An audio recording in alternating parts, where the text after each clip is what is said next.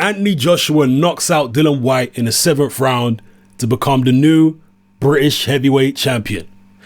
Those of you who have been subscribed to me for at least a year or two will know that I'd been looking forward to this fight for a very long time. And I'd been talking this fight up for a very long time. And now you know why.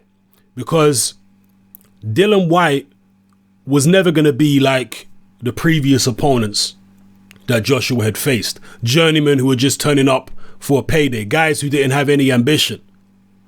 Whyte certainly never had the athletic ability or the technical prowess that Anthony Joshua had, but he definitely was always going to match him for heart and will and determination and ambition and aggression. In the first round, Dillian Whyte managed to weather a pretty heavy storm. It looked as though Joshua might take him out early. In the second round, there was more heavy punishment that Whyte had to endure, but Joshua got a little bit over ambitious, didn't respect Dillian Whyte enough, and got himself caught with a very, very hard left hook, which had Anthony Joshua actually out on his feet for a few seconds there.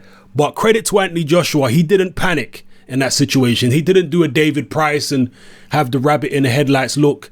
I watched the punch back on slow motion, and even though Joshua's legs did go and he was genuinely hurt, you could see in his eyes that he was still calm. It reminded me kind of Canelo Alvarez when he got hurt by Miguel Cotto's brother early in his career. He got genuinely hurt, but he remained calm, tried to grab the guy and ride out the storm. But that was the first crisis in Anthony Joshua's career. And a fight like this was always going to be the most likely to produce that type of situation against another young, hungry guy who's actually coming to win, who can punch himself. From that moment in the second round, the fight became more competitive. Whyte was having some success with his jab. Joshua was looking a little bit stiff, whereas Whyte was looking a bit more fluid. But I think the early punishment really took a lot out of Dillian Whyte. And although Josh did take a few shots himself, a few right hands here and there, and he did take that good left hook that rocked him, he didn't take anywhere near as much punishment as Dillian Whyte had to take throughout the fight. And so by the time the fight got to the fifth, sixth round, you could see that Joshua was still the fresher guy. And once Joshua felt as though he had the fight under control and he sensed that Dillian Whyte was tiring, he started stepping it up, landing punches again. And in the 7th round, he hurt Dillian Whyte. Dillian Whyte was finished by then. He just seemed totally exhausted. It seemed too much of an effort for him to even throw anything meaningful. And that gave Joshua the green light to step in and start unloading again. And this time, Dillian Whyte wasn't coming back with any big left hooks. And Anthony Joshua was able to close the show and take him out. And the punch that finished Dillian Whyte in the 7th round was a terrific right uppercut, which it didn't knock him clean out. I mean, in terms of out cold, but he was down for the count and he was never going to beat it. So great punch, great finish by Joshua. He did answer questions. He did show that he can stay calm under pressure when he's hurt. He can keep his wits about him and manage to come through a crisis. But that was against Dillian Whyte. He's definitely going to face more skilled fighters than that. He's definitely going to face fighters that have better technical ability, that are more athletic. So, people are going to start to have a few more reservations now about Anthony Joshua. I think even Eddie Hearn is going to look at that and say, maybe Joshua's not quite ready for that David Haye fight yet. Because he's been talking Joshua up very, very highly, and seeing the way that he was rocked by Dillian Whyte, who's not a particularly fast fighter.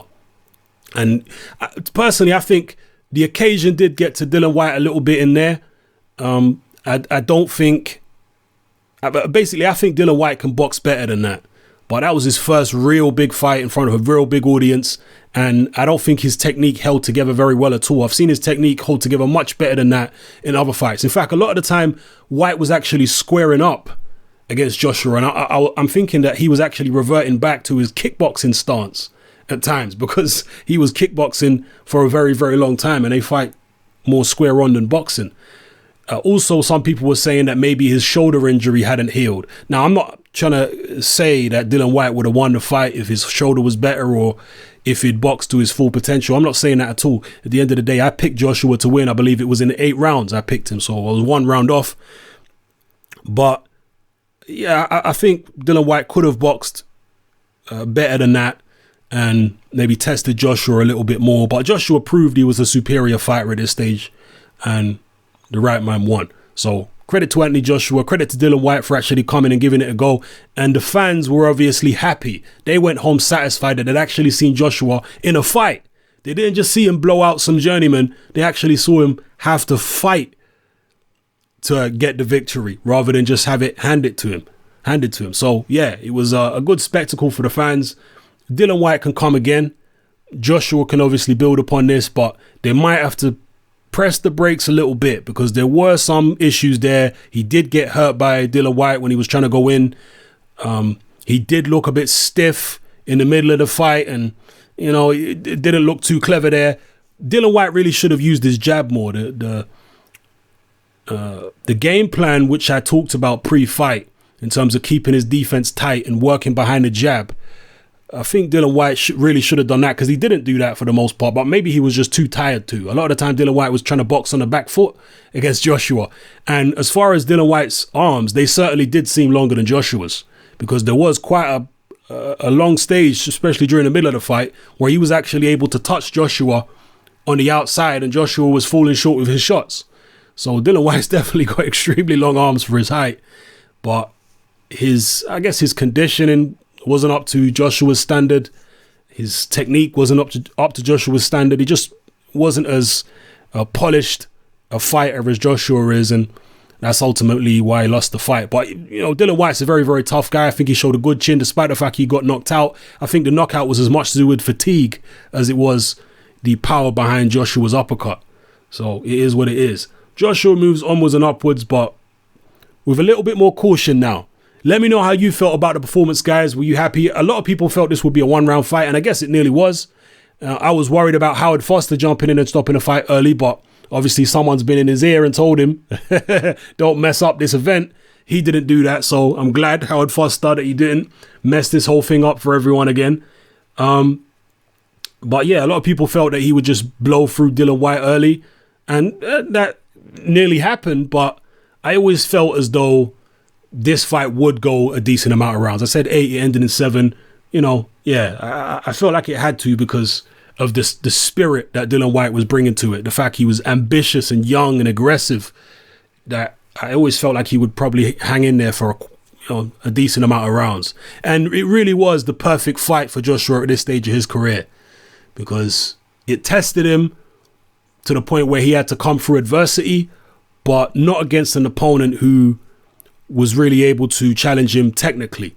Managed to challenge him in terms of his endurance and his heart, his physical strength, his confidence, but not in terms of his skill. So it was a perfect opponent for this particular time. Yeah, let me know how you felt about the performance of both guys, the fight itself, and who would you like to see both guys fight next? All right, it's your boy Hatman, I'm out.